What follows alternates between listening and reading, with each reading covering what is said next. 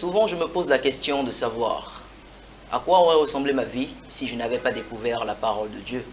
Mais mieux encore, est-ce que je l'aurais compris si cela n'avait pas été que je l'avais découverte au travers de la rhapsodie des réalités? Peut-être que vous vous posez la même question, peut-être que vous ne vous l'êtes encore jamais posé jusqu'à aujourd'hui, mais c'est quelque chose que vous devez toujours vous demander. Si vous nous suivez actuellement, eh bien je vous souhaite la bienvenue sur l'heure de la rhapsodie. Mon nom est Ghislain Zissou et je suis heureux de vous retrouver une fois encore pour qu'on discute de la parole de Dieu. Bien évidemment, je ne suis pas seul sur le plateau. J'ai avec moi ici même quelqu'un que vous connaissez très très bien et dont vous aimez bien évidemment la compagnie. Je veux parler du frère Prudencio Arossi. Frère Prudencio, bonjour. Bonjour, Excellence. Merci d'avoir accepté l'invitation. C'est toujours un plaisir pour l'œuvre l'avance. Et plaisir est partagé. Nous sommes toujours fiers. Bien aimés, aujourd'hui nous allons parler d'un sujet vraiment spécial. La rhapsodie d'aujourd'hui est une rhapsodie qui va bien plus que vous édifier. Nous sommes aujourd'hui le jeudi 21 novembre 2024 et la rhapsodie d'aujourd'hui a pour titre « Vase de la puissance divine ». Le verset d'ouverture est tiré de 2 Corinthiens 4, le verset 7 que je lis maintenant.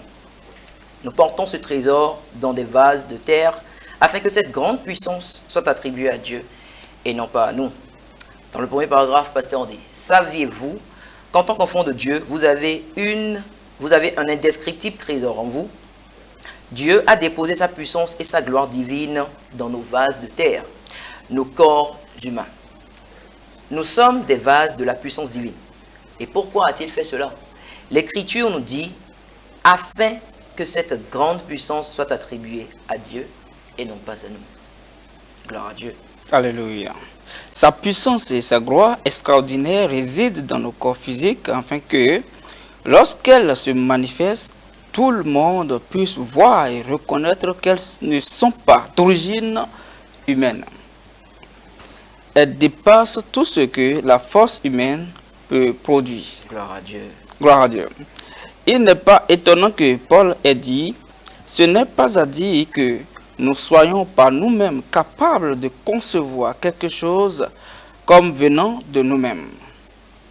Notre capacité, au contraire, vient de Dieu. Alléluia. Vous pouvez lire cela dans 2 Corinthiens 3, le verset 5. Relisez notre verset d'ouverture, cette fois dans l'amplifié classique, pour mieux le connaître, pour mieux le comprendre. Il dit, cependant, nous possédons ce précieux trésor, la lumière divine de l'Évangile, dans des vases de terre, humains et fragiles, afin que la grandeur et l'immensité de la puissance soient manifestées comme venant de Dieu et non de nous-mêmes.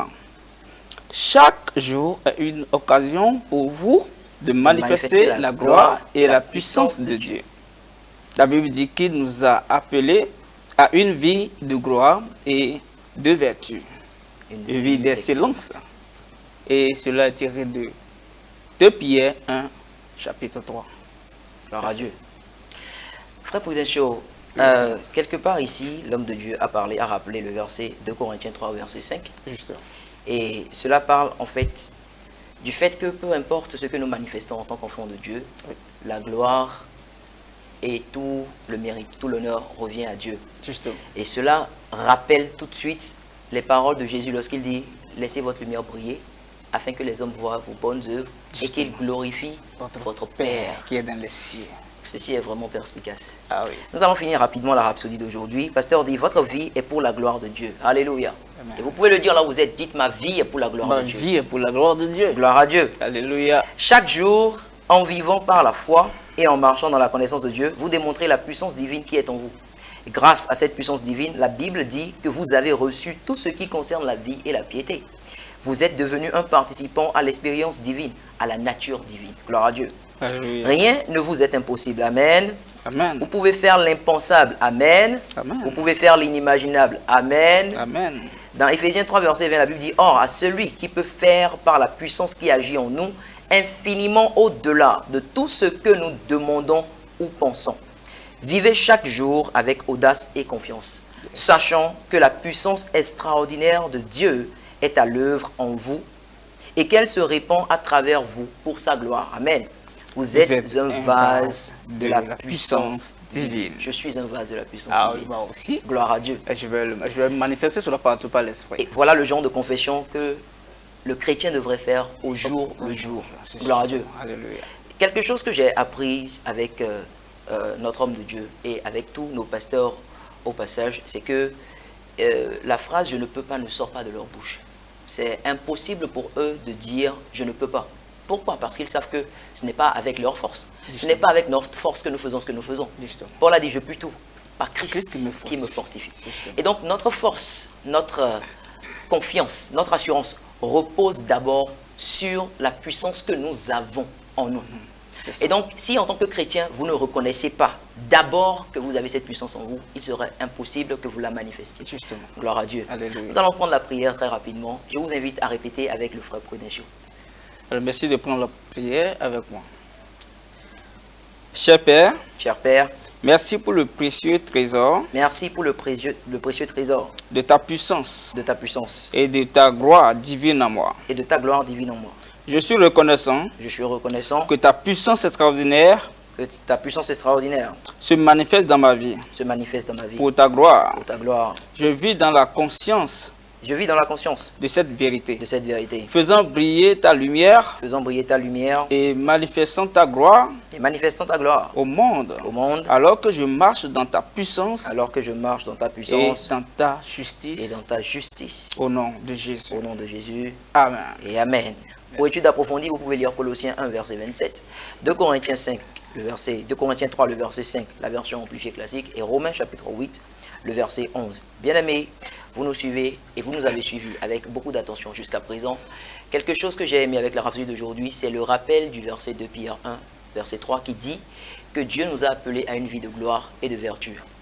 Il est temps pour vous de vous débarrasser de cette supposition ou de ce paradigme, de cette forteresse selon laquelle le chrétien n'est pas appelé à une vie de gloire.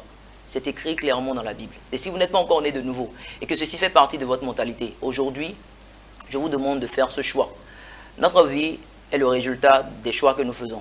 Vous pouvez faire un choix aujourd'hui qui changera positivement, pour la gloire de Dieu bien sûr, toute votre vie, en prenant la prière du salut à présent avec le frère Prudential. Merci beaucoup de bien vouloir répéter après moi. Mais avant, je vous rappelle, dans Matthieu 10, verset 32, il dit, si tu confesses de ta bouche le Seigneur Jésus et si tu crois dans ton cœur que Dieu l'a ressuscité des morts, tu seras sauvé. Merci de bien vouloir répéter cette prière avec moi et vous serez sauvés. Amen. Amen. Seigneur Dieu, je crois de tout mon cœur, en Jésus-Christ, Fils du Dieu vivant. Je crois qu'il est mort pour mes péchés. Je crois que Dieu l'a ressuscité des morts pour ma justification. Je crois qu'il est vivant aujourd'hui. Je confesse de ma bouche. Que Jésus-Christ est le Seigneur de ma vie. Par lui et en son nom. J'ai la vie éternelle. Je suis né de nouveau. Je suis un enfant de Dieu. Par lui et en son nom. Je suis sauvé. Alléluia. Alléluia. Félicitations à vous, vous venez à présent de naître de nouveau, vous êtes entré dans le royaume de Dieu. Vous avez besoin d'en savoir plus et c'est la raison pour laquelle nous vous recommandons de nous contacter aux numéros qui sont affichés juste en bas de votre écran et nous serons heureux, nous nous ferons un grand plaisir de vous aider à grandir dans cette marche chrétienne. 2 décembre, 2 décembre, 2 décembre. Nous en avons parlé encore et encore et encore et ceci est encore un rappel de ce que nous comptons faire le lundi 2 décembre 2024 sur l'étendue du territoire béninois, répandre la rhapsodie des réalités qui contient la parole de Dieu. Et ceci est quelque chose à laquelle nous vous invitons massivement à participer. Vous pouvez participer de toutes sortes de façons. Vous pouvez nous laisser même un message sur les numéros qui sont affichés. Nous ferons un plaisir de vous aider à comprendre ce que nous comptons faire. Et sur ce, je vous souhaite une excellente journée. Que Dieu vous bénisse et à très bientôt. Amen. Merci.